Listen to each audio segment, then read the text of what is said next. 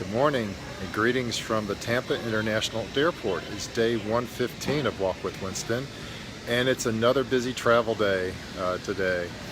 And I just hope that you're having a great day no matter what you're doing, and that you are seeing small incremental progress towards the goals that you are seeking in your life. Well, a few days ago I shared my word for the year, which is the word release. It's part of a trio of words that I am focusing on as my personal mantra this year: release, relax, and receive.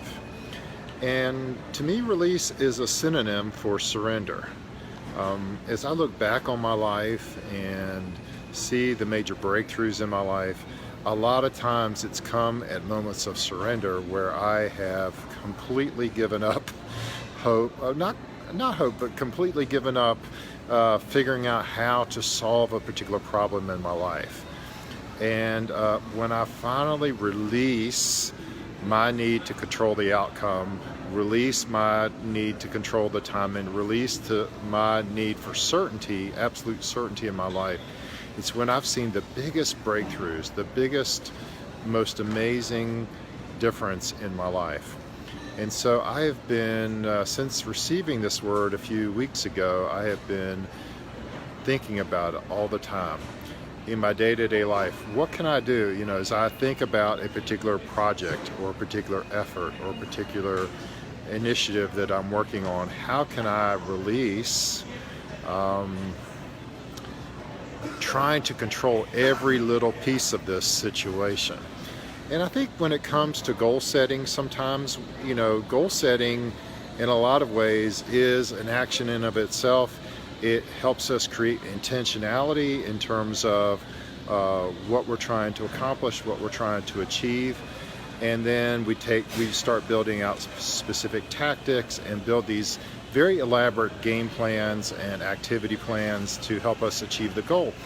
And yet it's my observation that a lot of times the biggest transformations come from taking one small keystone habit that then we can stack on or pair later on. An effective habit formation strategy is the concept of pairing, that I do a habit at a particular time with another particular activity that I enjoy, and that way it reinforces the starting of that particular habit. What I see too often, and I've experienced this too much in my own life, is that I try to do too much.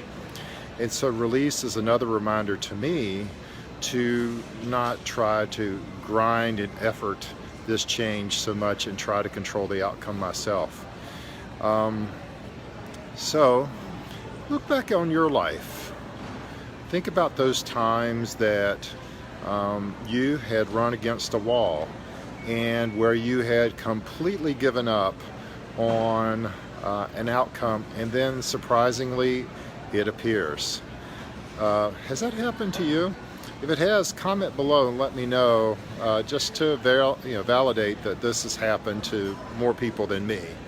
And I believe that one of the things that happens when we release is that we start to we open up ourselves to lots of other possibilities.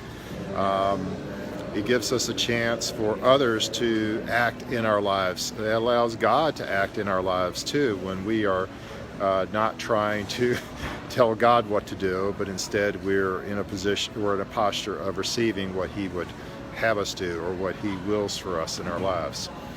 So my encouragement today is there something that you can release today? Something that you have been striving for, something that you have been efforting towards, something that you've been trying to create massive certainty around, and can we step into a bit more uncertainty to see how life will unfold?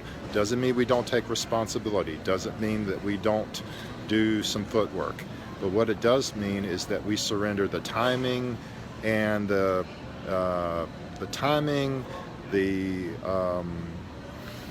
what's the right word?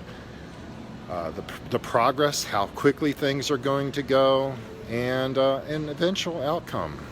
I noticed that this past week, as I began to release my need to know how this was all going to work for me, my weight started to be released. Isn't that an interesting metaphor? I had been stuck and plateaued within a certain range for all of the last 12 months. And as I've begin practicing this idea of release, the weight is starting to release. Interesting. With that, you guys have a great day. I'll talk to you again soon.